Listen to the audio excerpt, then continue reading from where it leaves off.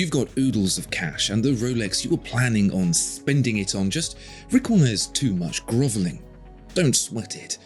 Put the knee pads back, ditch the mouthwash, and take a look at these puppies instead. There are 65 brands on watchfinder.com that aren't Rolex, so if you're looking for something else, you'll definitely find it there. And if you are looking for Rolex, Rolex is still Rolex, so you'll find it there too. Check out everything but Rolex on watchfinder.com and maybe check out Rolex too.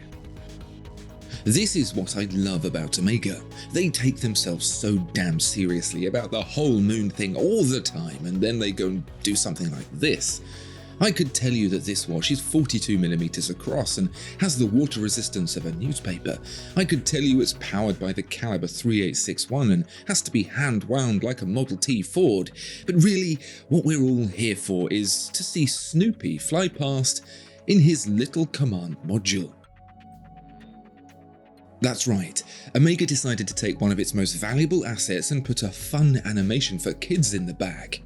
Driven by the chronograph seconds hand, Snoopy whizzes by once a minute, like he owns the joint. And just for gits and shiggles, the Earth he sails in front of spins too, drawing power from the running seconds. This is not serious watchmaking, not serious at all, and I absolutely love it. So on the day of the gas leak at Omega HQ, when this thing was signed off, the logic went thusly. NASA dishes out this award, the Snoopy Award, to brands and people who have contributed to flight safety and mission success in an outstanding way. Less than 1% of the people involved get one, so it's pretty special. Omega received a Snoopy Award for its part in bringing Apollo 13 home, and so they decided to make a watch to celebrate. More questions than answers, right?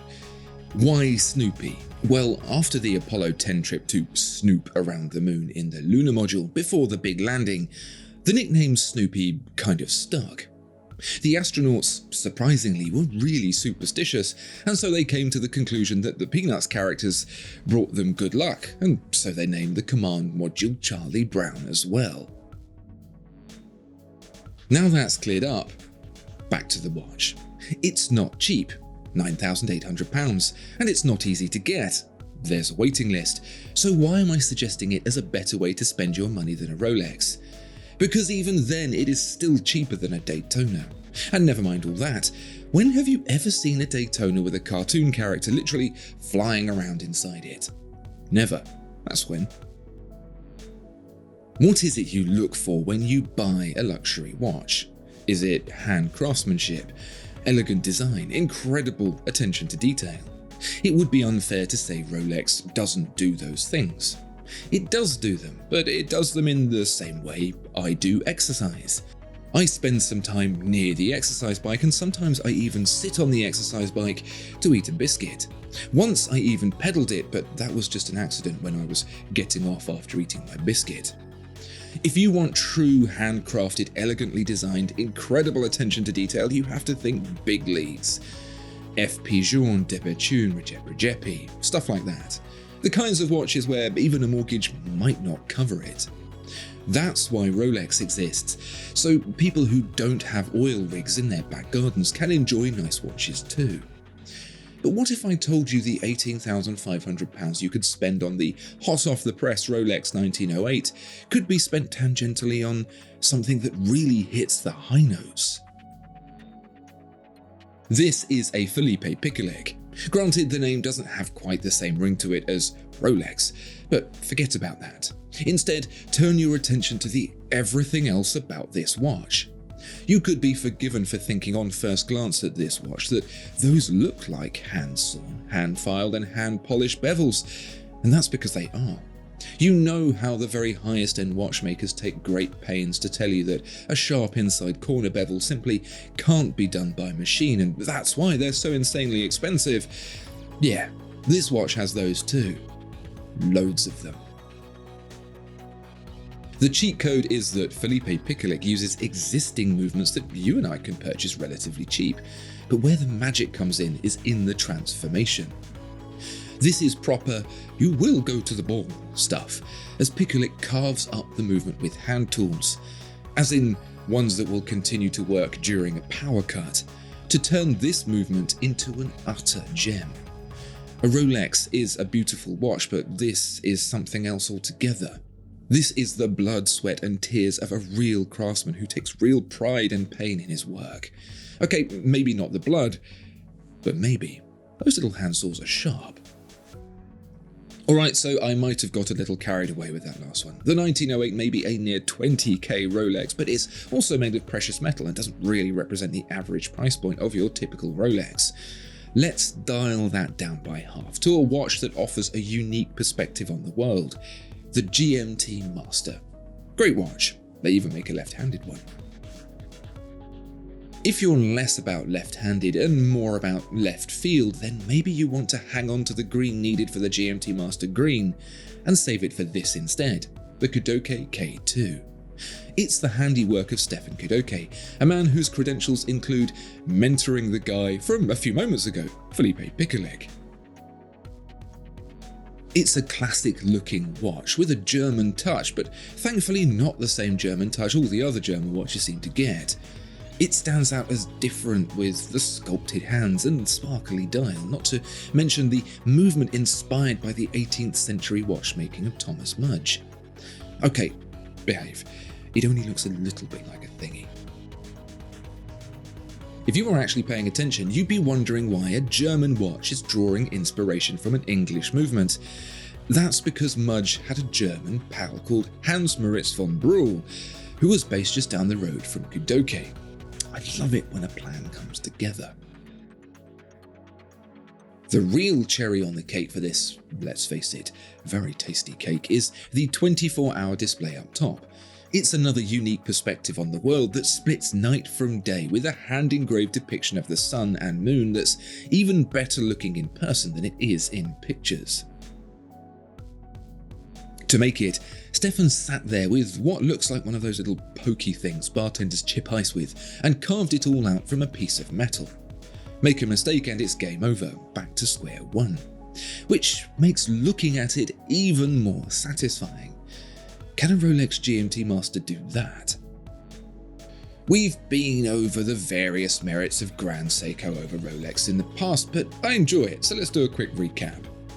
It was founded before Rolex, has higher quality finishing than Rolex, and is more creatively rich than Rolex. There, I'm done. I promise.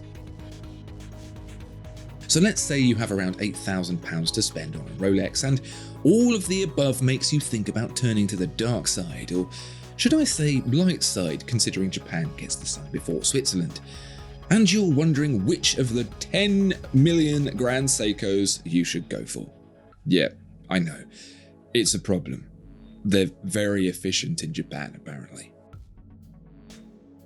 I'll do the legwork for you and throw the SBGY007 Omiwatari into the ring for your consideration. It's an elegant watch, and I know this because Grand Seiko has helpfully categorized it into the Elegance collection. Overall, it's pretty simple and straightforward, nice and thin at 10.2mm. You could say simple is easy and that the watch isn't worth the money, but that's where you'd be wrong. Simple done well is incredibly difficult because there's nothing to hide behind. But that's no big deal for Grand Seiko because getting the simple details to 110% is basically its whole deal. Scrutiny is this watch's middle name. It's actually Omiwatari, which is the name of one of the many incredible natural wonders that seemingly goes on in Japan. In this case, there's a lake which gets all frozen and then shifts and moves into these layers of ice that...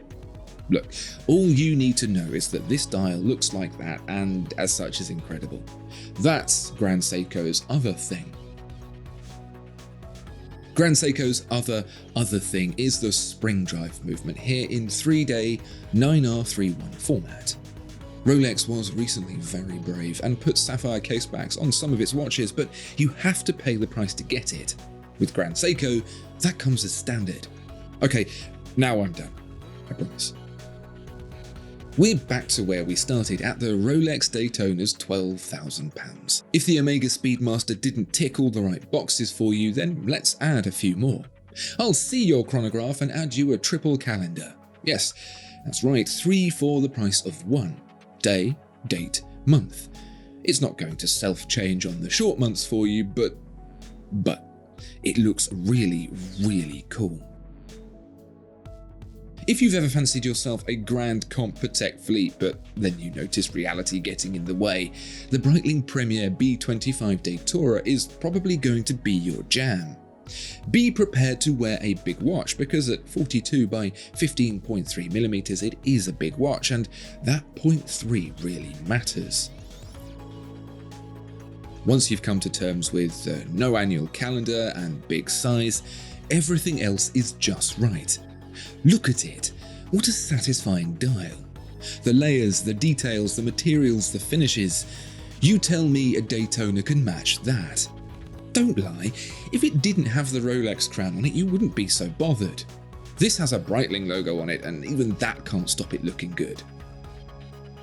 Okay, so I've probably just delayed the inevitable purchase of a Rolex, but maybe even some of you considered the alternatives, and even for a moment. And if I've even encouraged just one of you to venture out and try something different, then I suppose that's something. In any case, what do you think of these alternatives? Let me know in the comments. Please also like and subscribe, and make sure to take a look at some of those great watches over on watchfinder.com.